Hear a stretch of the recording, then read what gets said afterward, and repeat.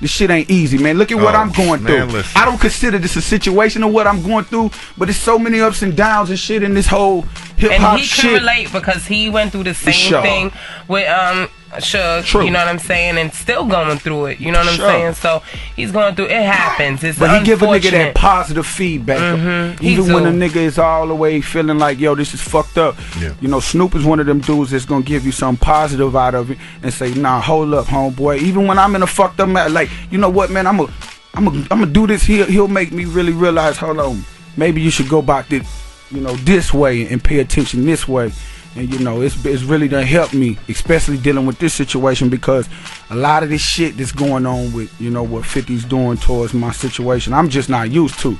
I'm a street nigga. I ain't just used to niggas just saying shit and just doing any of this shit. So I start like, yeah, nigga, hold up, nigga won't, you know. And he's like, nah, you know. So, you know, I'm focused, man, at this point, and I'm gonna stay this way, man. I'm more happier than I ever been in my career rap. I ain't lying. And a true story, my nigga, is like, you know, we always say, to see it, you know what I mean? Yeah, and we always say, like, a lot of times, it's like, you know, things always happen for a reason. You know what I'm saying? And I think for the situation that you're in, that you're going through right now, and the direction that you're headed in, this shit is for a reason. And I mean, for real, I don't think there's any reason for you to have to look back, because what's in front of you, your future is so fucking bright right now. You have the world in front of your fucking feet, my nigga. Like, and just take advantage of all that shit, my nigga. Just do you. You know what I mean? And I want to say one thing to the homeboy game. I'm aware of you reaching out. I haven't got on no phone conversations and actually spoke the game, but he's reached out to a few people that's around me just to show his support. Like, yo, but fuck whatever's going on, I just want to see your well-being. Long as you alright, my nigga, that type of thing. And that's love. I ain't even got that call from a Banks and Yayo, and nigga, we ain't got no issues with each other. The issue was from 50, nigga. So I mean, me and Banks, man, is probably was one of the closest ones out of the two. Even me and Game, me and Yayo never had a chance to, you know, actually rub elbows with each other. See, Yayo has always... He was locked up when I came in. So a lot of people would take it as if I was a fill-in for Yayo in the beginning. I would come out on stage, niggas would be like, yo, Yayo. You like, yo, nah, nigga, I'm Buck. You know what I'm saying? So me and Yayo never had a chance to really just fuck with each other, and we kind of clicked it off. I think shit got fucked up with me and Yayo on some real nigga shit, because Yayo has this feeling as if, you know, I spoke on his case. Back when you made that little statement. When I made the statement on Hot 97. And on Hot 97, I think Angie Martinez was doing the interview. She had asked me, she was like, you know, how do I feel about a man putting his hands on a child? And nigga, I got kids. Nigga, I answered it with the truth, period. Yeah, no question. A motherfucker put his hands on a child, that's nigga, wrong. You dead. I didn't say that shit to say. I'm saying it. Straight up, Yayo is wrong. I didn't say Yayo put his hands on nobody, because the honesty of it all was Yayo didn't put his hands on homeboy's son. I really, honestly, I don't know the whole extent of the situation, but I didn't answer that question in a sense to, you know, speak against Yayo. But he flips that, because I've seen it, and he says, yo, Buck spoke on my case.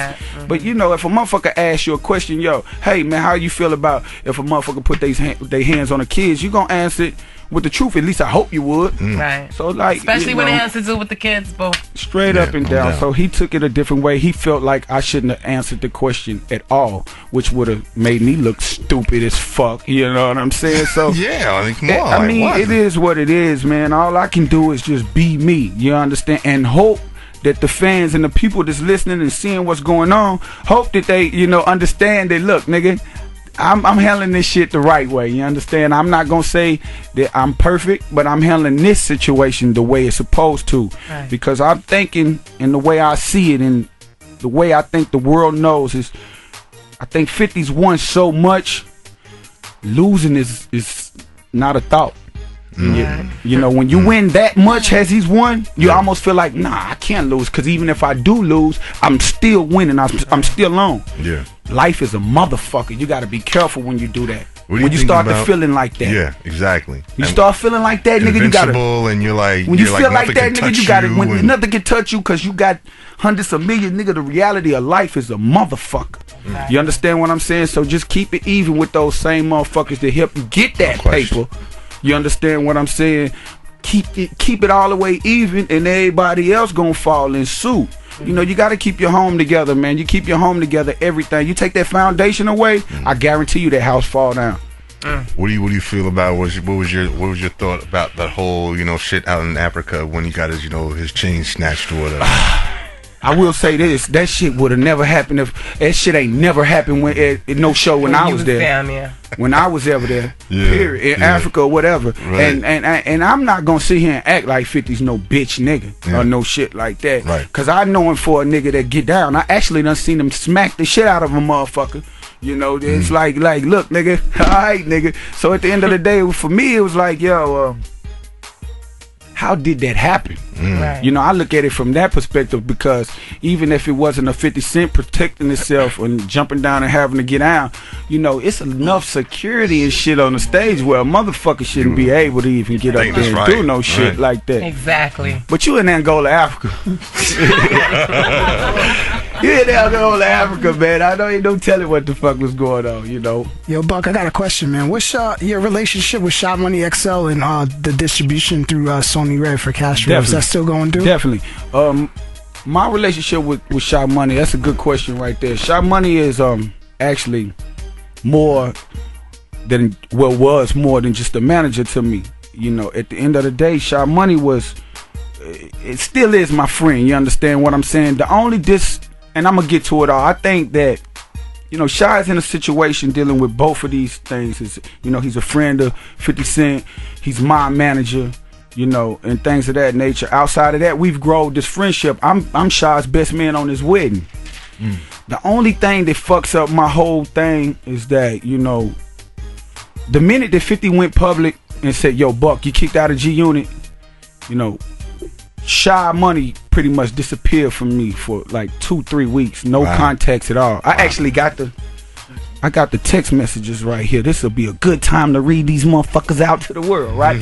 I'm gonna let you motherfuckers actually. And sometimes, you know, you gotta do shit like this, you understand? But after that situation had actually happened, you know, between me and 50 came out and went public and was like, yo, Buck, you know, no longer part of whatever, you know, I went to calling Shy because he's my manager. Like, yo, well, where do we go from here? We go, you know, and Shy just disappeared. We gonna read the joints after we come back. Yeah, and when we come back, and we'll get back to that. I'm gonna try to call Shy. I'm gonna try to call Shy and get Shy on the phone. Let's even do that much. Shit. All right, let's try to do that. Smith's Kitty, we holding it down. I'm on the Cashville Takeover Radio. It's Cashville Radio, boo. 66 Raw. We Young Buck. Bitch. Cashville Radio is on. Young Buck, XM66 Raw.